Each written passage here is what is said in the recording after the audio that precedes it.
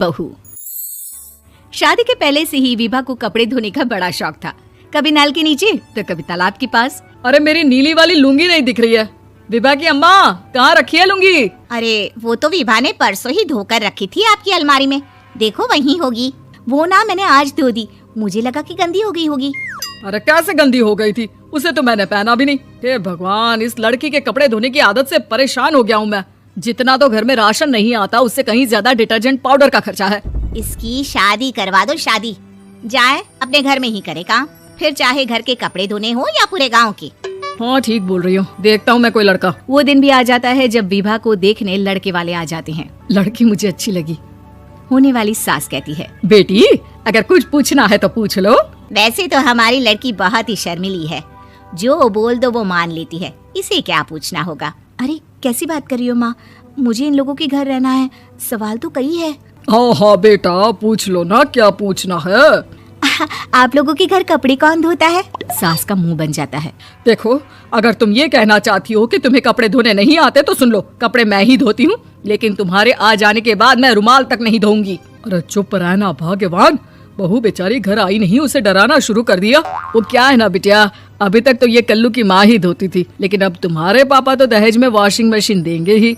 तभी विभा की माँ बोल पड़ती है, सवाल भी पूछा तो क्या। वैसे भाई साहब, मशीन की तो फिर भी कपड़े धोने की कैपेसिटी होती है, मतलब जो बिटिया दे रहे हैं ना विभा, इसे कपड़े धोने का बहुत शौक है। ये आप लोगों के क्या, आस पड़ोस गांव मोहल्ले सबके कपड़े धो दे और उफ तक ना करे। बाहर देखा नहीं आपने कितने कपड़े सूख रहे हैं? सब हमारी बिटिया ने ही तो धोए हैं। बस भी करो ना माँ, शर्म आ रही है इतनी तारीफ सुनकर। और तो और एक दाग निकाल कर दिखाओ तो मान जाओ। हाँ अच्छा, माफ करना बेटा, मैंने गलत समझा। हमें तो रिश्ता बहुत पसंद है। और ऐसे जुड़ जाता है रिश्ता कपड़े धोने का शौक रखने वाली विभा का। उसकी शादी हो जाती है कोयला फैक्ट्री में काम करने वाले कल्लू के साथ। शादी के बाद अचानक विभा चिल्लाती हुई सास के पास आती है। सासू माँ, अरे सासू माँ कहाँ है आप? ये तो धोखा है, धोखा दिया आप लोगों ने मुझे। इस ससुर के चक्कर के बारे में पता चल गया। अरे तो उसमें तुझे क्यों धोखा मिला है? अरे नल में पानी नहीं आता, कपड़े कैसे कब धुलेंगे? अच्छा, तू पानी नहीं आ रहा उसकी बात कर रही है? तो आपने क्या सोचा? कुछ नहीं। अच्छा, तेरी माँ ने कहा था कि कपड़े धोने का शौक है तुझे, याद आया मुझे।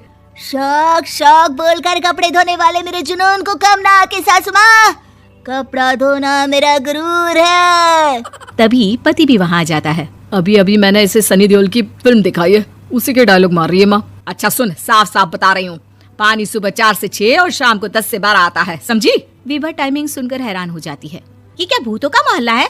सुबह 4 बजे उठकर कौन कपड़े धोता है? 4 बजे टंकी में पानी जाता है, फिर सारा दिन धोना ना, किसने मना किया? अरे कैसी बात कर रही है? 200 लीटर की टंकी में कितने कपड़े धो लूंगी मैं, सुबह ही उठ जाऊंगी मैं। अब क्या था, विभा सुबह 4 से लेकर रात के 12 बजे तक कपड़े ही धोती रहती। एक रोज सास पड़ोस से निकलकर कहीं जा रही होती है कि साथ वाली कहती है, हाँ कल्लू की माँ, जरा ये बताओ कि 2 साड़ी है, 2 ब्लाउज और एक पेटीकोट और एक नाड़े वाला लंबा कच्छा। हाँ तो? अरे तो क्या, कितना लोगी धुलाई ये बताओ। धोबन दिख रहे हैं हम क्या? हमारे पति सरकारी नौकरी से अभी रिटायर हुए हैं और बेटा सुपरवाइजर है कोयला फैक्ट्री में। धोबन समझ रखा है हमें? हाय रे कल्लू की अम्मा, माफ कर दो, वो तो मोहल्ले में यही सब बता रहे थे कि तुमने बहू को कपड़ा धुलवाने के काम में लगा दिया है। सास को पड़ोसन की बात सुनकर गुस्सा आ जाता है। वो घर पहुंचती है जहां घर के बाहर ही इतने सारे कपड़े सूख रहे होते हैं जितने कि किसी धोबन के घर पर। अरे ओ कल्लू की दुल्हन, बाहर निकल। माँ जी यहीं आ जाओ, बाथरूम में चादर धो रहे हैं हम। अरे अभी हम धोते हैं, तुमको बाहर निकलो। ये आस पड़ोस वाले बोल रहे हैं कि हम बहू से कपड़े धुलवा कर उसे कपड़ा धोने वाली बना दिए हैं। अरे छोड़ो ना माँ जी, किन लोगों की बातों में आती हो? आस पास के लोगों का तो काम ही होता है कि वो किसी तरह सास बहू को लड़ा दे। बहू सारे घर के कपड़े धोती है, ये क्या कम है? बोलिए। सास को भी लग जाता है कि वो बहू का ये सनकीपन नहीं छुड़वा सकती, इससे अच्छा है कि खुद ही चुप हो जाए। एक रोज सास और बहू मंदिर जाते हैं, जहाँ सास की साड़ी वहाँ खड़ी भीख मांगने वाली से मिलती है। माँ जी क्या बात है, आपकी साड़ी उस भिखारन से कितनी मिल रही है ना? हाँ देखो तो, दोनों की साड़ी मिल रही है। क्या बात है कल्लू की अम्मा, तुम खुद को तो अफसर की बीवी बताती हो और ऐसी सिंपल सी प्लेन साड़ी पहनकर घूमती हो। सिंपल और प्लेन नहीं है ये साड़ी। तो क्या सोने के धागे से फूल बने हैं? कुछ भी सासू माँ, कुछ भी। हाँ बने थे इस साड़ी में सोने के धागे से फूल। मेरे पति लेकर आए थे मद्रास से स्पेशली मेरे लिए 10,000 की। लगता है भाई साहब इस भिखारन के लिए भी सेम टू सेम साड़ी लेकर आए होंगे 10,000 की। सास उस वक्त कुछ नहीं कहती, लेकिन बहू के साथ घर आती है और अलमारी से एल्बम निकाल कर लाती है। ये साड़ी देख रही है, ये वही साड़ी है जिसे मैंने अभी पहना था। इस साड़ी में ये जो चमकदार फूल दिख रहे हैं ना, ये सोने के धागों से काटे गए हैं। लेकिन तू लोकल वॉशिंग मशीन ब्रश से घिस घिस कर सारे फूलों को निकाल कर साड़ी प्लेन कर दी।